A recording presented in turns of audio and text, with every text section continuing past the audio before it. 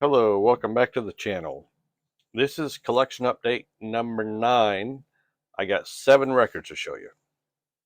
Now, before I begin, more than one person that I watch on YouTube likes to talk about what they're drinking.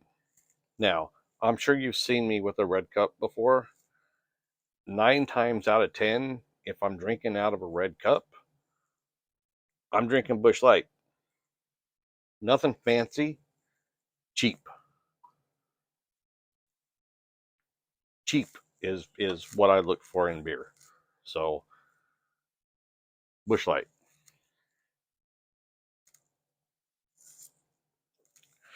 So, these first 3 records should be very familiar with everybody that's watching.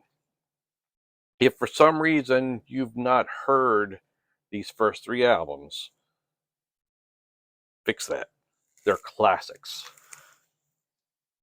For example, number 1, Pestilence, Consuming Impulse. They are from the Netherlands, obviously.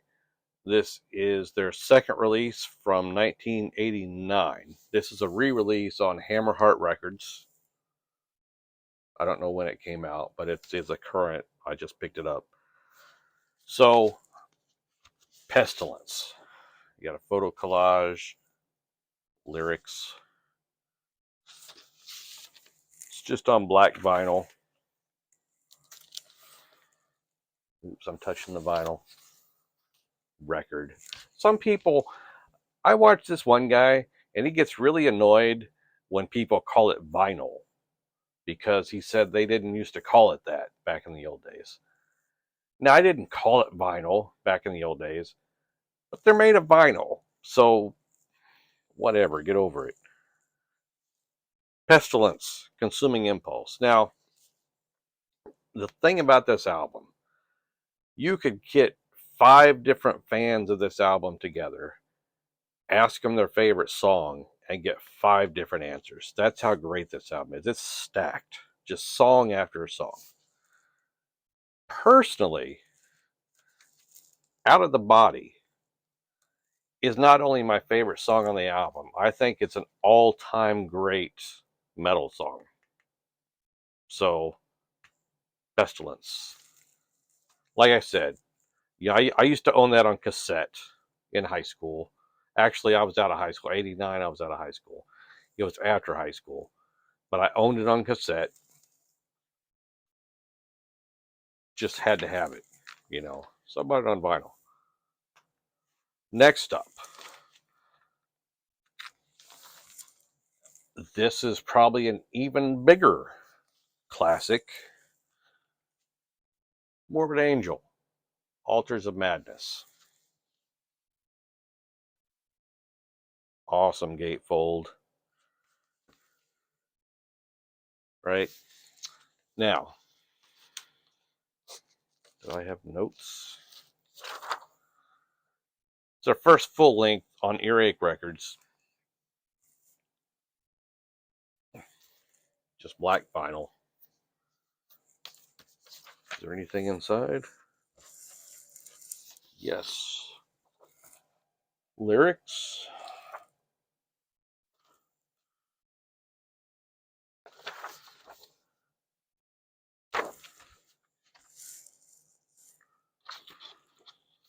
Now, obviously, needs no introduction. What I would like to say, Side 2, Track 1, Chapel of Ghouls.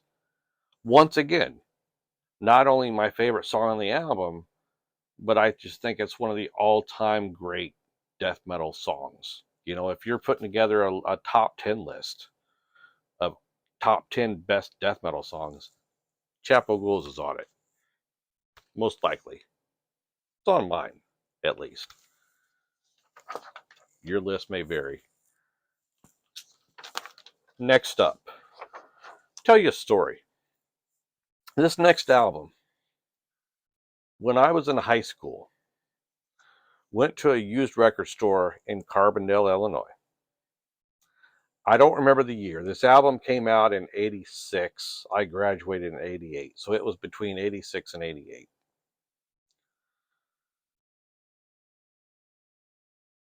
It was a test pressing. All right. Test pressing. It was in a plain white cardboard sleeve.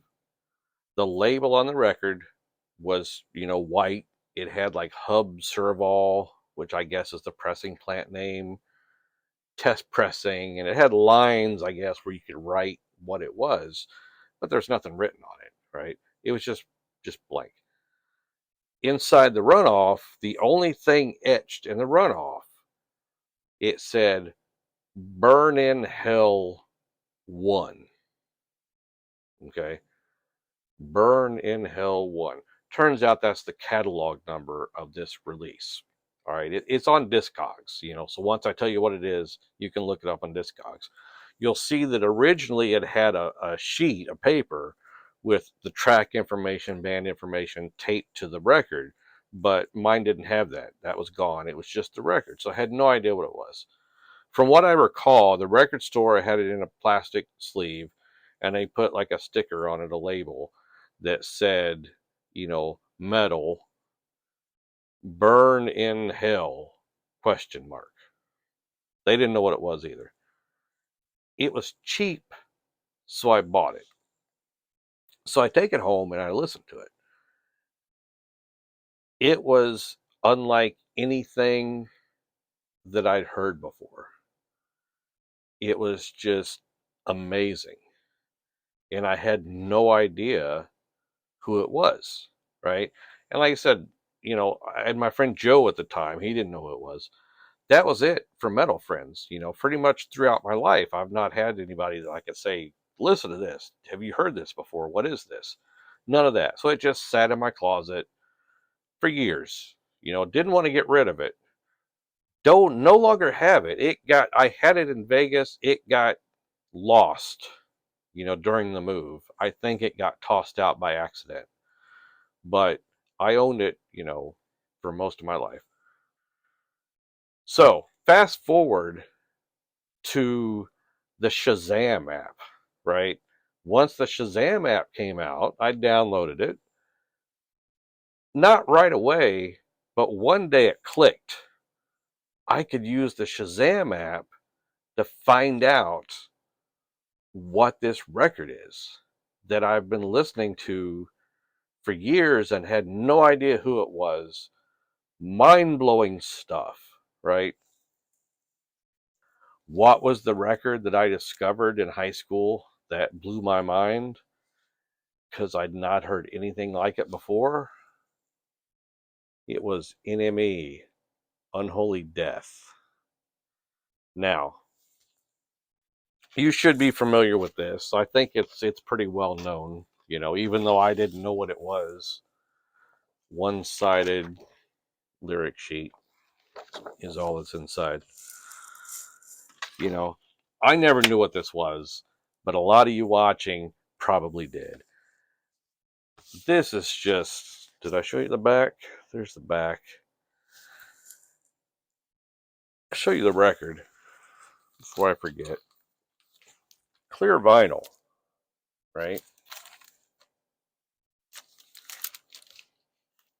I mean, I love colored vinyl, but man, this clear vinyl is just awesome. Now,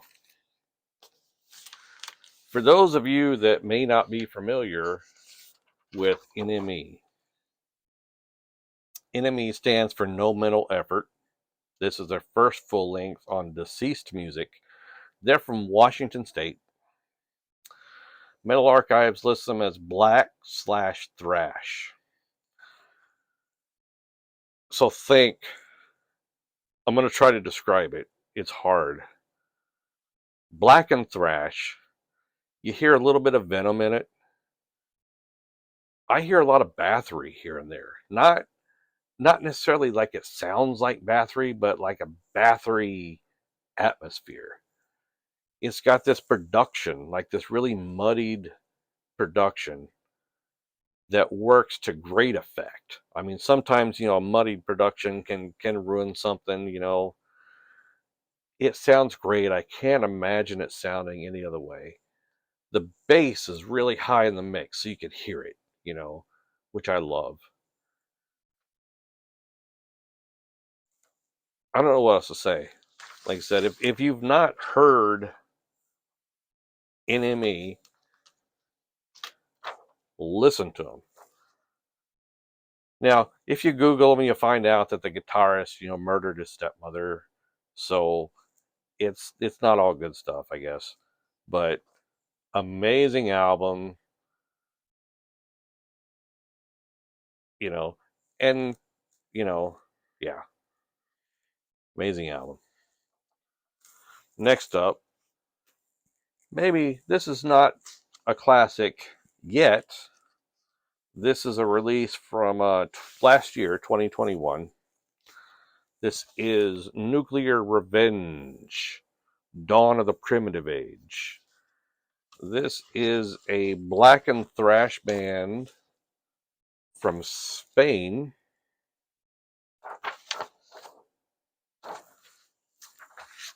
And they are, looks like a download. No, a sticker. Nuclear Revenge, Mayhemic Metal. I guess that's a sticker.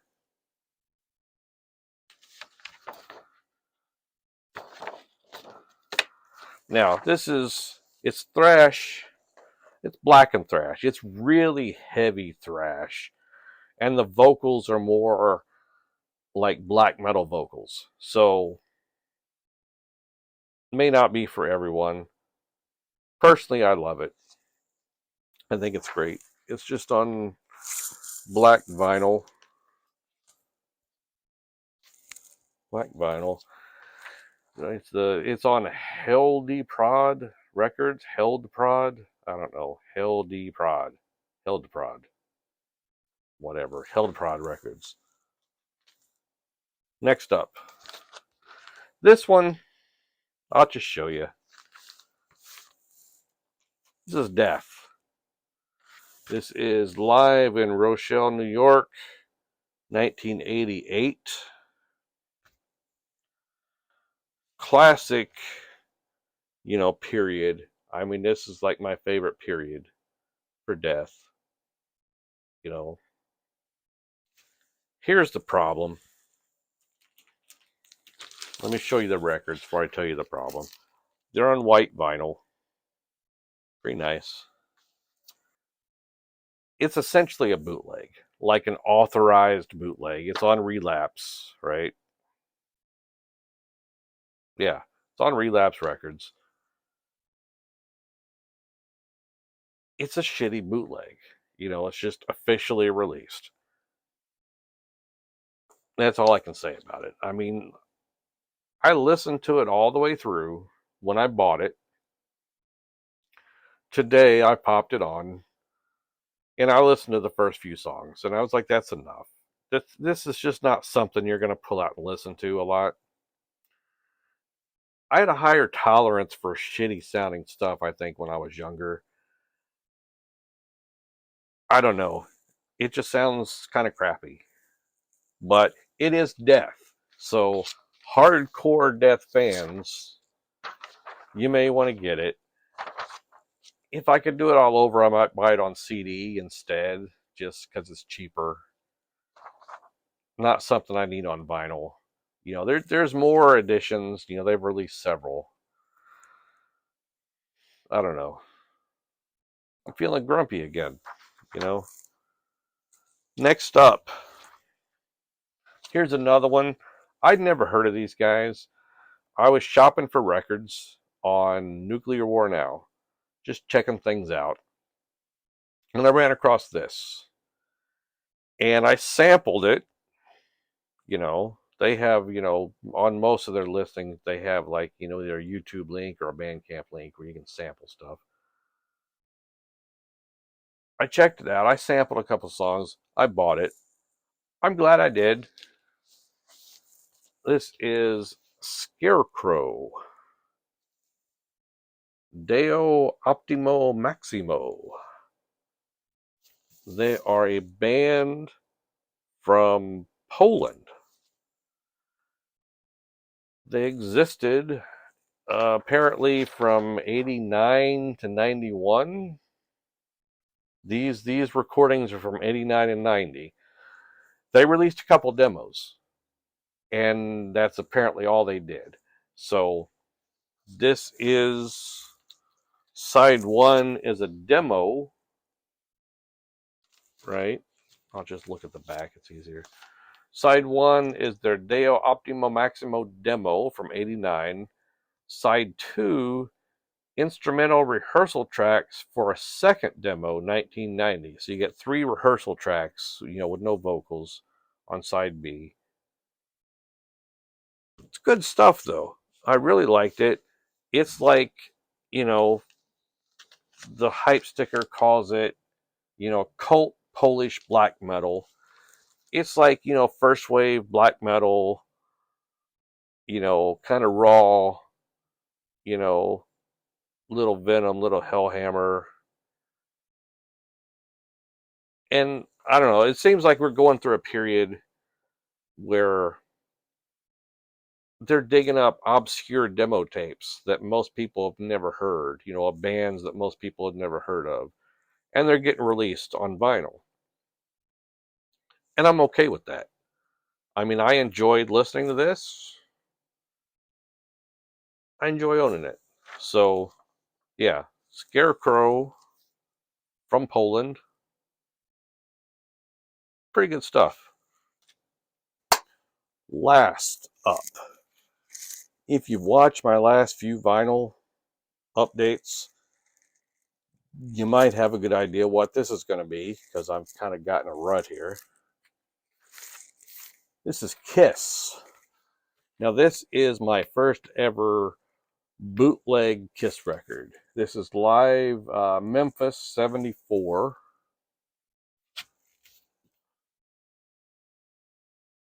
And here's the thing. If anybody is watching this that is familiar with Kiss bootlegs, because I know there's a ton of them, I'd like to know where this ranks as far as sound quality, because it's not great.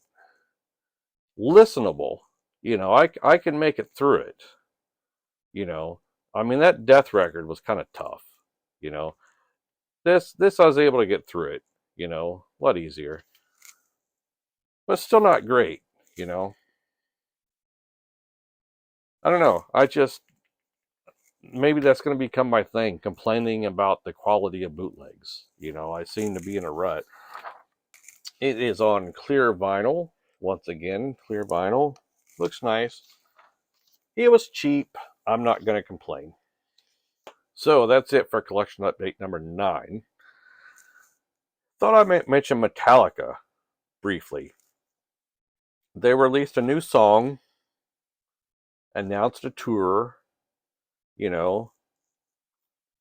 didn't make it all the way through the song, but I didn't hate it, okay? And that's something, all right? I didn't hate it. That riff kind of got caught in my head. Of course, I watched a couple YouTube reaction videos, so I heard it, that riff a few times. People's already playing it on their guitars on YouTube. I didn't hate it. Checking out tickets for their tour. It's kind of ridiculous, don't you think, to sell tickets almost a year in advance? Is that necessary to sell tickets a year in advance? $92 for the cheapest tickets. And apparently that's for both nights, because they're doing 2 nights, right? Not back to back, but usually with a day in between, it looks like. And the $92 ticket gets you into both nights, as far as I know. I cheated. I don't have it. They're doing the Citibank pre-sale right now, and I just found the pre-sale code online and punched it in so I could see the prices. And it looks like $92 gets you into both nights for the cheapest seats. And nosebleed seats, they're doing the round stage, right? And you can be inside the middle of the stage for $4,000 and something, 4,200 or 4,300, whatever. But for that $4,300, you also get a meet and greet with 2 members of the band, it says. Doesn't say which 2, probably Rob and Lars. How funny would that be? Sorry, James and Kirk, they're busy. Lars and Rob here to greet you. Thanks for paying us $4,000 to meet us. I don't know.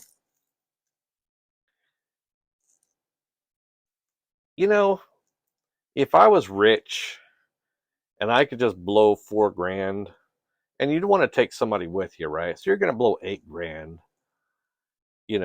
If I could blow $10,000, first of all, I wouldn't probably spend $10,000 to see Metallica, and there's nobody that I would spend that much to see, honestly. I'm sorry. I just can't think of one band, you know,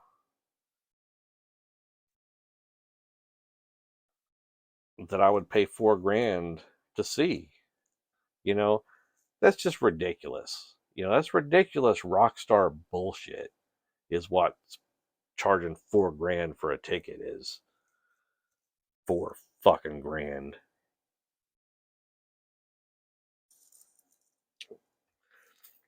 But I digress. $92 for the cheap seats, because that's all you need from Metallica nowadays. They're an arena band, okay? Like it or not, I put them in the same categories like Iron Maiden and Judas Priest.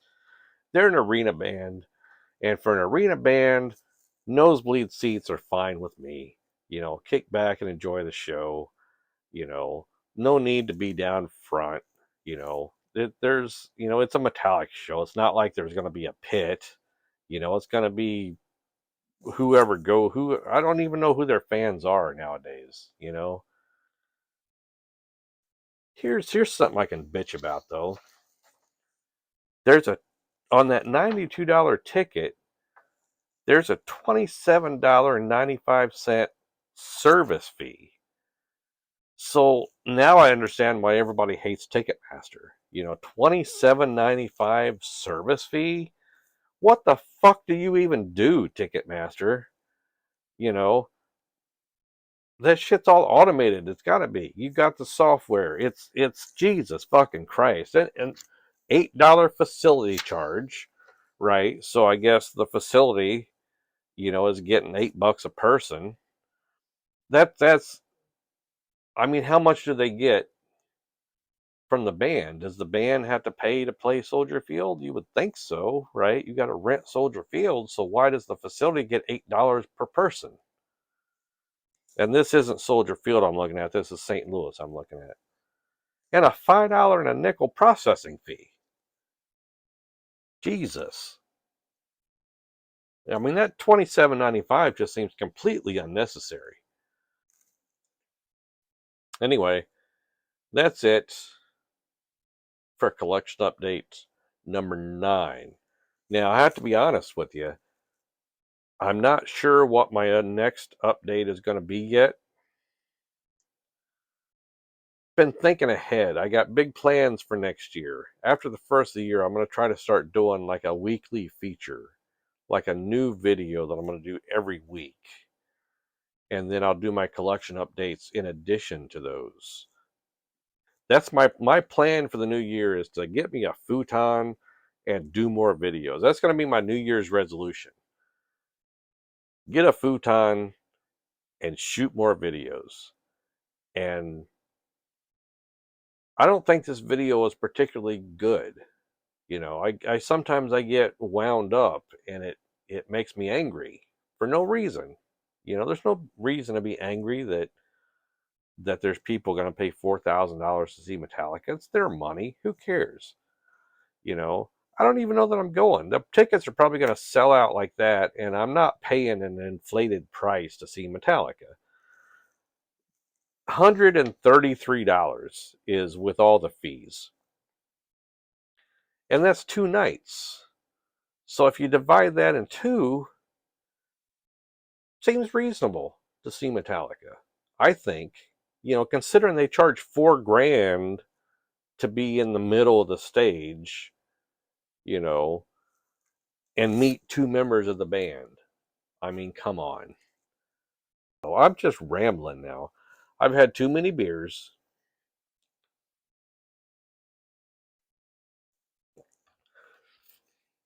And I'm probably going to redo this video tomorrow. Because I don't think that it went too well. But, just in case, thank you for watching. Please, think about subscribing. I watch my subscriber count, and I get really excited when it goes up. So, throw me a bone, toss me a subscription. Anyway, thanks for watching. Until next time.